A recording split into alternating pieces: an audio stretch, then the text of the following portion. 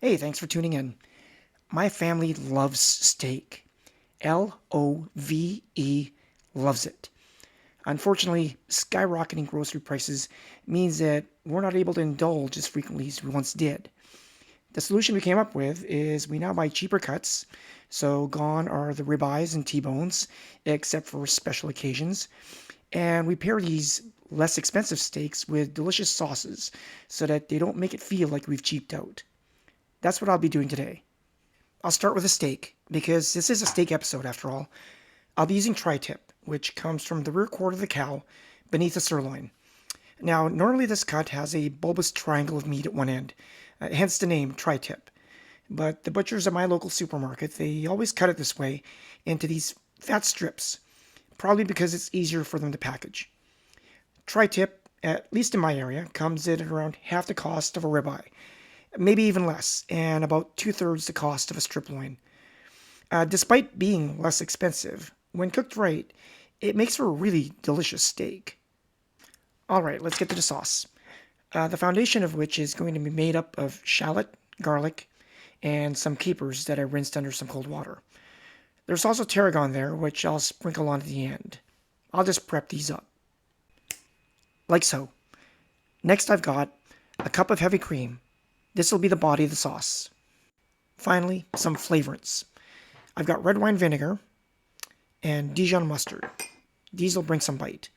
And then I also have Maggi liquid seasoning, which will put the umami in the umami sauce. If you've seen my video for baked salmon, you've seen me use this stuff before.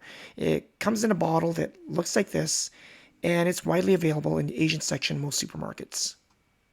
Okay, now that everything's prepped, I can start on the steaks. I'll cut them in half, just so they fit in the pan, and I'll season them simply, just salt and pepper. They go in a hot pan on high heat, and I'll flip them every minute and a half to 2 minutes until they're done. For my family, that means they've reached an internal temperature of 130 F, which should result in a nice medium rare.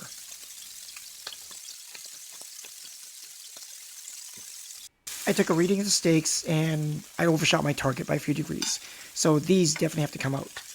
After which, I'll give the pan a quick wipe just to remove the excess oil and any burn bits.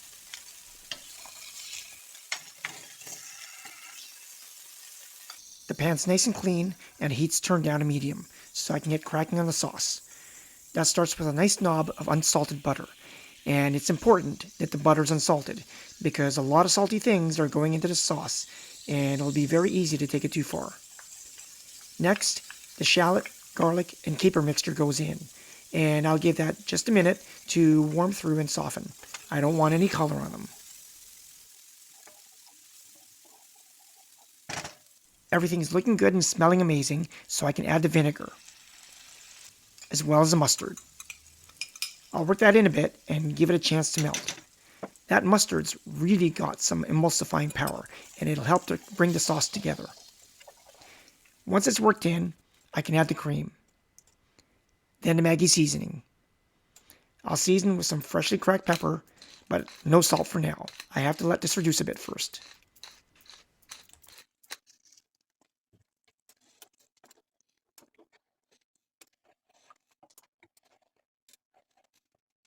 It's been about 5 minutes and the sauce is reduced nicely. I don't want to take this too far, or it can turn clumpy. And if that ever happened, I could work in a small splash of cold water to loosen it again. At this point, I can taste it. And it's good. Just the right amount of salt. No more needed. I can finish this with my tarragon that I chopped up roughly. And the sauce is ready to go.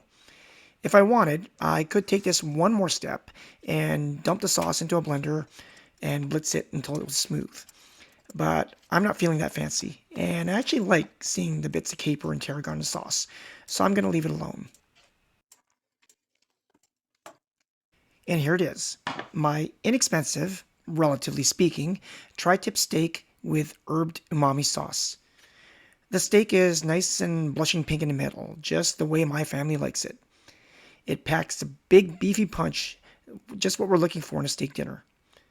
On top, complementing and really emphasizing the meaty flavor, is the herb sauce. It's rich It's deep, it's salty, it has its own meatiness, and it's got a bit of bite. And it has a wonderful hit of freshness from the tarragon, which is probably my favorite herb to pair with steak.